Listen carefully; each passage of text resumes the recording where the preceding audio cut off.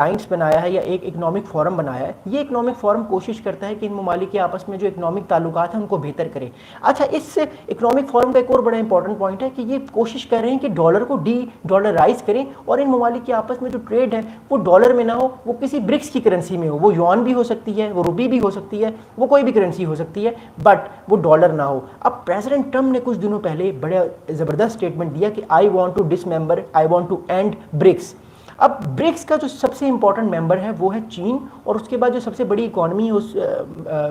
उस अलायंस की या उस एक इकोनॉमिक फोरम की, वो है इंडिया।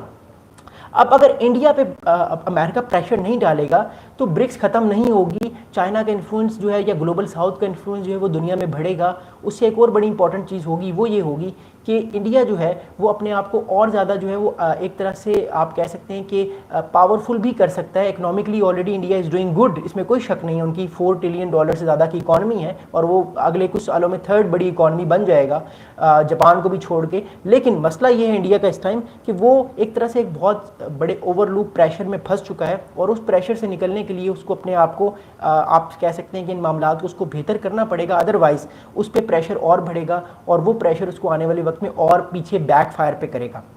अब मैं आपको बताता हूँ पाकिस्तान का पर्सपेक्टिव क्या है इसमें। देखिए, जब से ऑपरेशन सिंदूर हुआ है, it's very difficult for India कि वो अपने आप को एक तरह से आप कह सकते हैं कि रीजन में जो है वो एक कंट्री जो अपने नैरेटिव को पहले बड़े अच्छे तरीके से लेकर चल रहा था, वो ठीक तरीके से लेकर नहीं चल पा रहा। भारत का ये ख्याल था कि उसकी मईशत तगड़ी हो गई है तो पाकिस्तान के अगेंस्ट वो ऑपरेशन कर देगा तो दुनिया उसके साथ खड़ी होगी। बट इस ऑपरेशन के बाद जो हुआ ये कि इंटरनेशनल मीडिया,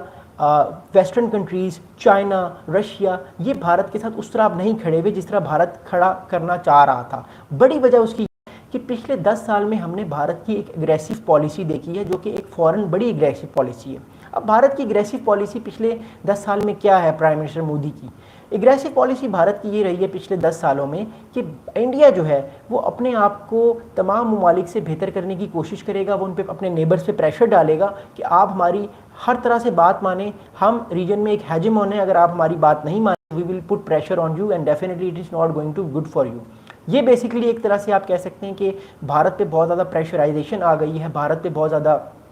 इसकी फॉरेन पॉलिसी के बाद उन्होंने अपना स्टांस ही चेंज कर लिया। वो हर जगह पे जाके इंडिया का एक नेशनलिज्म का नारा लेकर जा रहे हैं, जिसकी वजह से जो है वो एक तरह से जो उनके नेबर्स हैं उनमें एक तरह से फियर आया है। अब बांग्लादेश को देख लें आप, जब बांग्लादेश में जो गवर्नमेंट अभी चेंज हुई है, ये government basically pro China government है, प्रो पाकिस्तान गवर्नमेंट है, जिसकी वजह से भारत का एक एलाय आप कह सकते हैं वो लूज़ होने के चांसेस बढ़ गए हैं। फिर नेपाल हो गया, वो भी चाइना की तरफ टिल्ट कर रहा है। अभी हमारे पास खबरें आई हैं कि चाइना जो है वो मेगा डैम प्रोजेक्ट की बात कर रहा है, वो भी भारत के लिए खतरे की निशानी है, क्योंकि उससे चाइना जो है वो भारत का बहुत सारा पानी जो है वो अपने पास स्टोर करेगा जो भारत में जाना है। और तीसरी इंपॉर्टेंट चीज़ ये कि मालदीव्स हो गया, श्रीलंका हो गया, भूटान हो गया, ये छोटे कंट्रीज़ भी अब आहिस्ता आहिस्ता चाइना की तरफ अलाय की तरफ जा रहे हैं और चाइना की तरफ अपनी स्ट्रेटजी को चेंज कर रहे हैं, बिकॉज उनको लगता है कि उनके पास चाइना एक अच्छा अल्टरनेटिव है इंडिया को छोड़ के, क्योंकि चाइना एक बड़ी इकॉनमी भी है और चाइना कुछ ज़्यादा कहता भी नहीं है,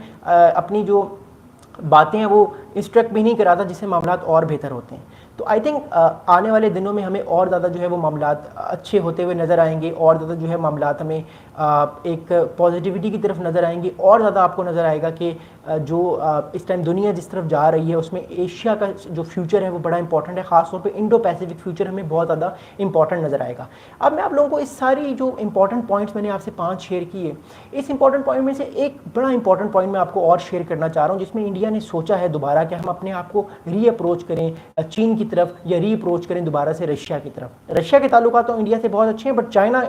का फोकस इंडिया पे अब ज़्यादा होगा। देखिए, प्रेसिडेंट ट्रम्प ने हाल ही में कहा है भारत को, ब्राज़ील को और चाइना को कि अगर आपने तेल लेना ख़त्म ना किया रूस के साथ तो हम आप पर सैंक्शंस लगाएंगे। सैंक्शंस तो खैर एक अलग वर्ड है, बहुत सख्त वर्ड है, हम आप पे 100% टैरिफ लगाएंगे।